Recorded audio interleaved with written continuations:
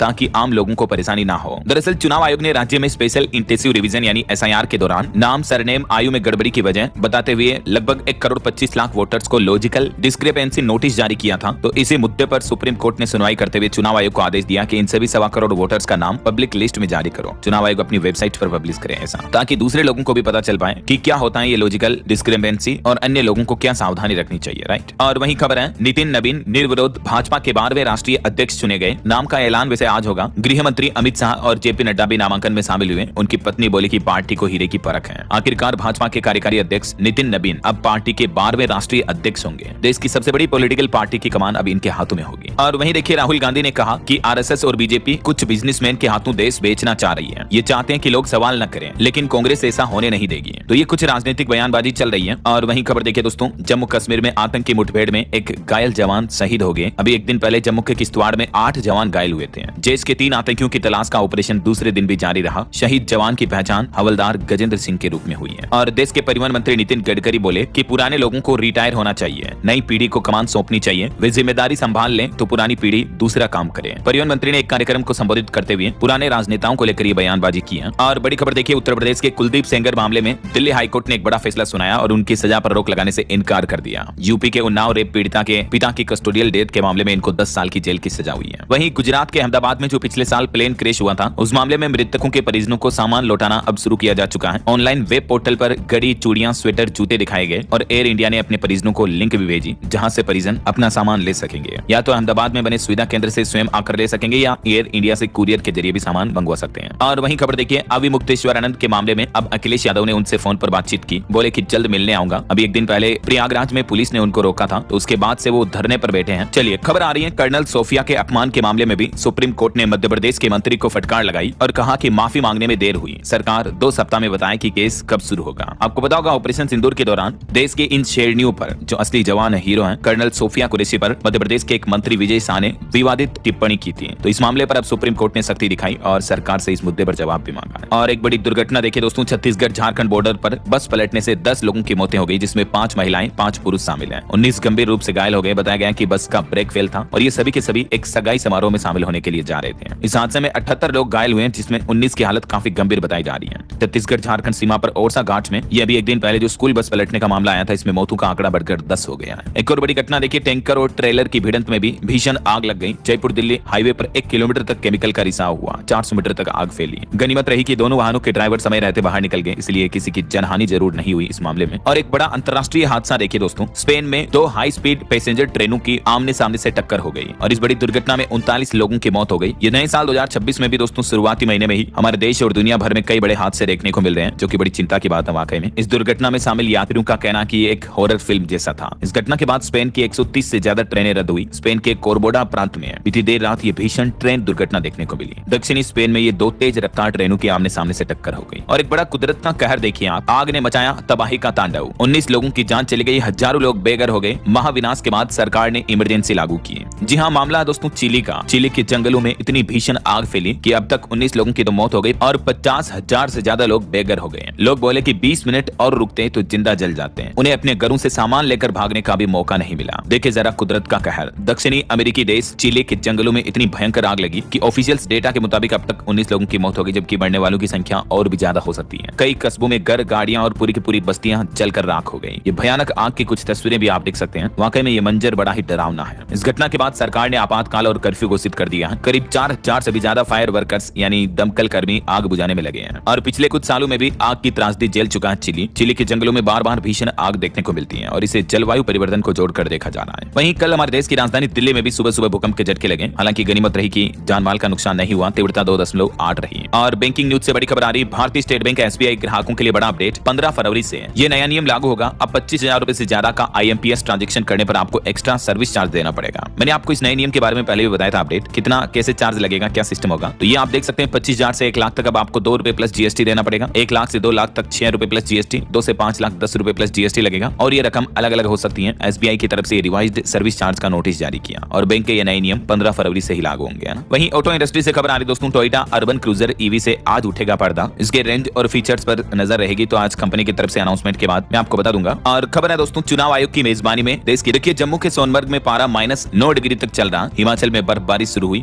UP के अलीगढ़ में ओले भी गिरे। अगले 4 दिन में 9 राज्यों में देश में मौसम और बिगड़ने की संभावना है। मौसम विभाग का कहना है कि 23 जनवरी से 9 राज्य और केंद्र शासित प्रदेश जिसमें जम्मू, लद्दाख, हिमाचल, पंजाब, हरियाणा, चंडीगढ़, दिल्ली समेत इन सभी राज्यों में मौसम के हालात बिगड़ सकते हैं। एक और पश्चिमी विक्षोभ एक्टिव हो रहा है, जिसके चलते कई पहाड़ी इलाकों में बर्फबारी और मैदानी क्षेत्रों में बारिश भी देखने को मिल सकती है। जैसे देखिए, राजस्थान के भी 6 जिलों में आंधी और बारिश का अलर्ट जारी हुआ। जयपुर में भी अचानक बदला मौसम, कल भी बादल छाए रहे। कोहरे की वजह से दिल्ली हाईवे पर कई हादसे भी हुए। और 22 जनवरी को राजस्थान के 6 जिलों में आंधी और बारिश का येलो अलर्ट जारी किया मौसम विभाग ने, चेतावनी है। वहीं मध्य प्रदेश में भी अगले 2 दिन तेज ठंड से राहत रहेगी। 22-23 जनवरी के बाद बूंदाबांदी के आसार रहेंगे। अभी प्रदेश के पास से 2 चक्रवात गुजर रहे हैं, इस वजह से बादल छाए रहे। और उत्तर प्रदेश में भी देखिए पलटा मौसम, अलीगढ़, लखीमपुर में ओले गिरे, बारिश भी हुई। लोगों ने कटोरों में भरे इतने ज्यादा ओलों की बारिश देखने को मिली। लखनऊ समेत उत्तर प्रदेश के 5 जिलों में तेज बारिश और तेज हवाओं की वजह से फसलें भी गिर गई। किसान भाई लोगों को भारी भरकम नुकसान हुआ इन जिलों में। और बिहार की स्थिति देखिए, समस्तीपुर, बेगूसराय में घना कोहरा छाया हुआ। बिहार के भी 19 जिलों में अलर्ट है।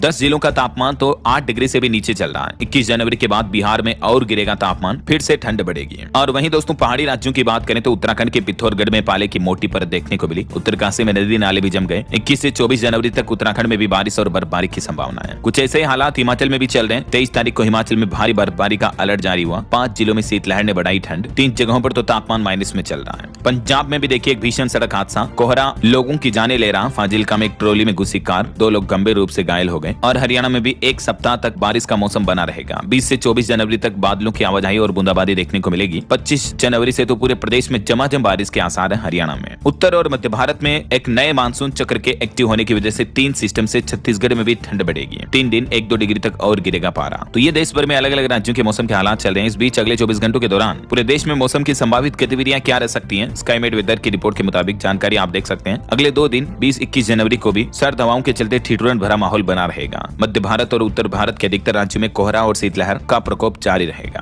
ओके, और चलिए दोस्तों मौसम के बाद आगे बढ़ते हैं खबरों में। कुछ मार्केट अपडेट्स पर नजर डाल लेते हैं। तो देखिए दोस्तों, बीते दिन भी भारतीय शेयर बाजार में बड़ी गिरावट देखने को मिली। सेंसेक्स 324 अंक टूटकर 83,246 पर बंद हुआ। निफ्टी भी 108 अंक गिरा। वहीं टाटा कैपिटल को तीसरी तिमाही में 1285 करोड़ का मुनाफा हुआ। और इंडिगो पर जुर्माने पर 61% यात्री बोले कि ये इतना सा जुर्माना काफी नहीं है, यात्रियों की परेशानी के मुकाबले तो ये कुछ भी नहीं है। वहीं भारत कोकिंग कोल के शेयर पर 96% तक का मुनाफा हुआ। 23 रुपए का शेयर 45 रुपए पर लिस्ट हुआ। चलिए आगे बढ़ते खबरों में। देखिए आप, रक्षा मंत्री राजनाथ सिंह ने गाइडेड पिनाका रॉकेट सिस्टम को हरी झंडी दिखाई। ये आर्मेनिया में भी एक्सपोर्ट होगा। कहा कि हमारा लक्ष्य है गोला बारूद प्रोडक्शन का ग्लोबल हब बनना। नागपुर में रक्षा मंत्री ने ये उद्घाटन किया। और उत्तर प्रदेश में इंजीनियर के मौत के मामले पर अब देखिए मुख्यमंत्री योगी आदित्यनाथ ने एक बड़ा एक्शन लिया। नोएडा के सीईओ भी हटा दिए गए। जांच के लिए एक एसआईटी भी गठित की गई। अभी एक दिन पहले की आपको पता होगा, यूपी की ये घटना है। नोएडा में कार समेत दलदल में गिर गया एक इंजीनियर और 80 मिनट तक मदद के लिए चिल्लाता रहा, इंतजार करता रहा, लेकिन प्रशासन की लापरवाही कि रेस्क्यू ऑपरेशन जल्दी नहीं पहुंच पाया और आखिरकार इंजीनियर को नहीं बचाया जा सका। बताया जा रहा कि रेस्क्यू ऑपरेशन में पहुंचे बचाव कर्मी, जिनके पास पूरे सामान व्यवस्था भी नहीं थी, छोटी रस्सियां पड़ रही थी, इस तरह के बहाने बना रहे हैं। वो पूरे तरह से डूबने से पहले तकरीबन कार की छत पर 80 से 90 मिनट तक इंतजार करते रहे युवराज। 80 बचाव कर्मी मिलकर भी उनको नहीं बचा पाए। तो इससे बड़ी घनघोर लापरवाही जरा बताइए और क्या होगी। यही वजह है कि मुख्यमंत्री योगी आदित्यनाथ ने इस मामले पर संज्ञान लेते हुए बड़ी कार्रवाई के निर्देश दिए। सीईओ को भी हटा दिया और 3 सदस्यीय एसआईटी यानी स्पेशल इन्वेस्टिगेशन टीम बनाई गई, जो इस पूरे मामले की जांच करेगी। और एक डिलीवरी बॉय भी जो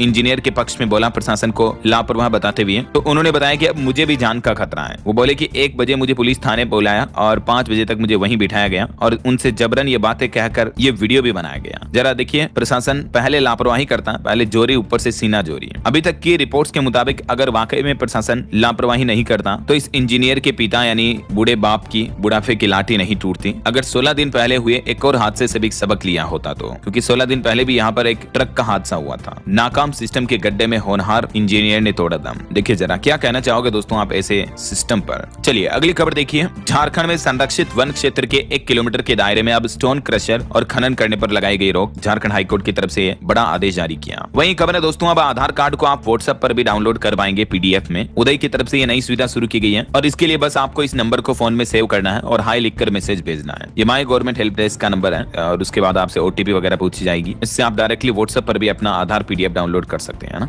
वहीं खबर आ रही, केंद्र सरकार द्वारा साहित्य अकादमी पुरस्कार रद्द किए जाने के बाद अब तमिलनाडु के मुख्यमंत्री एम के स्टालिन ने 7 भाषाओं में साहित्य पुरस्कारों की